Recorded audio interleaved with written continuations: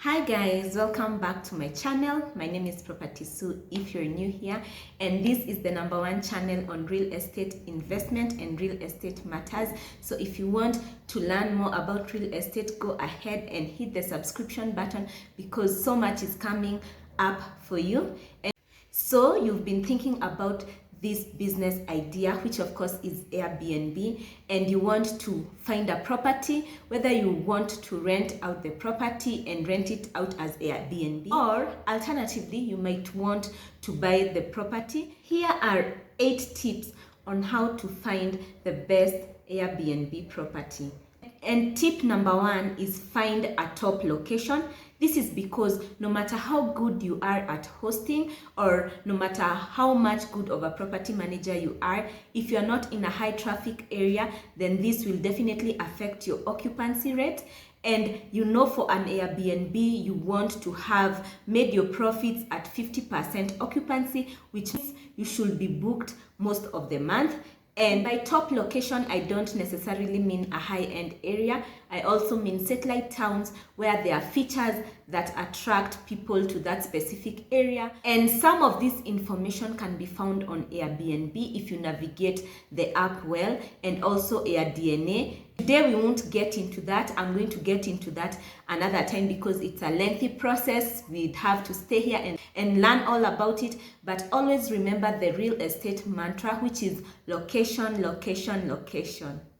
#2 is checking out the laws and regulations of the area in which you want to set up your Airbnb in. And some of these laws and regulations include, if, for instance, you're a tenant, you must ensure that your landlord is aware that you're making their property an Airbnb, and therefore you must include it in the tenancy agreement. And also, if you have bought your property, you must ensure that the homeowners association of the apartment complex in which you live in agree to such arrangements. And also you must check whether laws in your area accommodate Airbnb. But so far in Kenya, I believe most of the time, as long as you have agreed on an individual level, that is fine.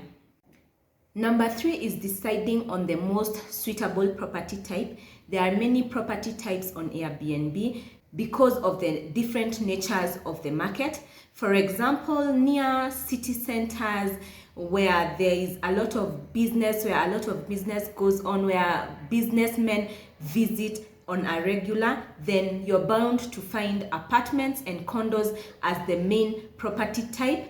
And in areas where maybe in mountain areas, in rural areas, or in beach areas, you're bound to find single family homes because families tend to vacation in such areas. So definitely the property type you have is determined by the location in which you're going to be in, and this will also determine the traffic you're going to have on your property throughout the year. Tip #4 is budget carefully. This will be based on the property price and also how you intend to acquire your property. For property price, you should ensure that if you're buying the property, for instance, that you can cover all the mortgage payments without a big struggle. And you should also factor in additional costs when buying that are called closing costs.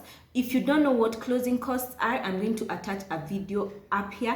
It's going to explain what closing costs are when you're buying a property. Then definitely when you're renting, or even after you've bought your property, you need to ensure that you're making a profit at 50% occupancy rate. This means that before the 15th of every month, you should have made a profit on your Airbnb, and anything after this should be a surplus.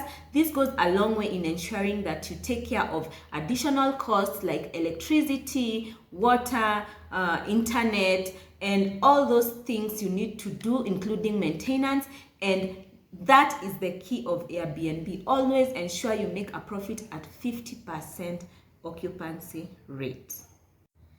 Tip #5 is you should search for your property thoroughly, and this is in terms of the location and return on investment, because the location will obviously determine your cash flow throughout the month and hence determine your return on investment.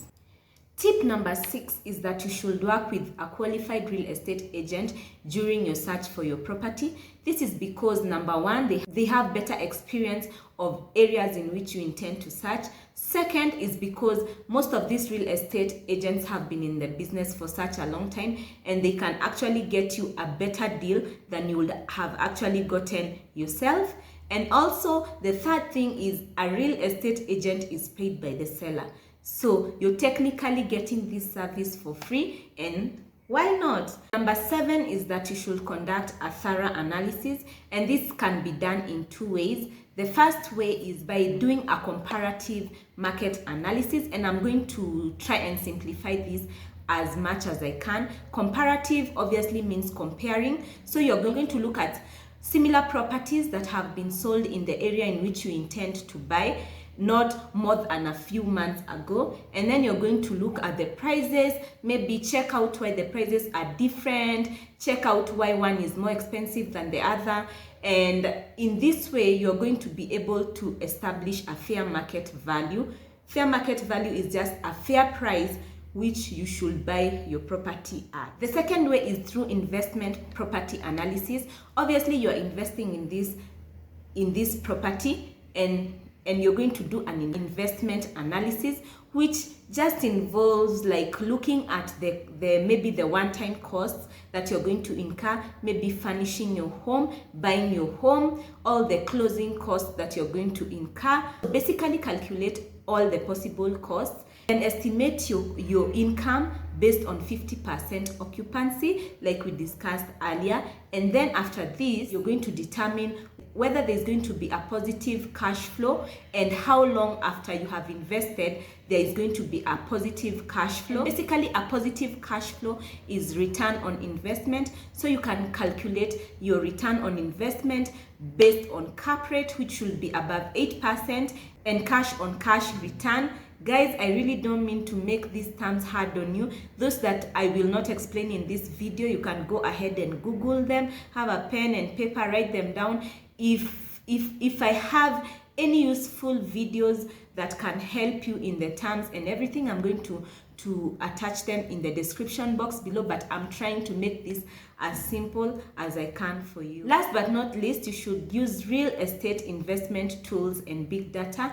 Real estate investment tools, there are softwares nowadays that can help you calculate, let's say, your return on investment.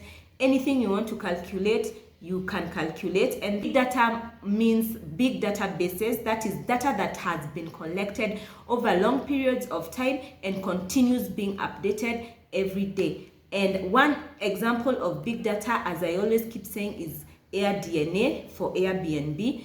And I hope all these tips are going to come in handy before you start your Airbnb business, because what we want for you here at Property Sue is success, because we are out to get that money. And if you like these kinds of videos, give this video a thumbs up. Don't forget to share with your friends. Sharing is caring, guys. And also don't forget to subscribe. It's free, and all it does is just inform YouTube that you like these kinds of videos, that you want to see Property Sue making such kinds of videos that help you every day build your streams of income.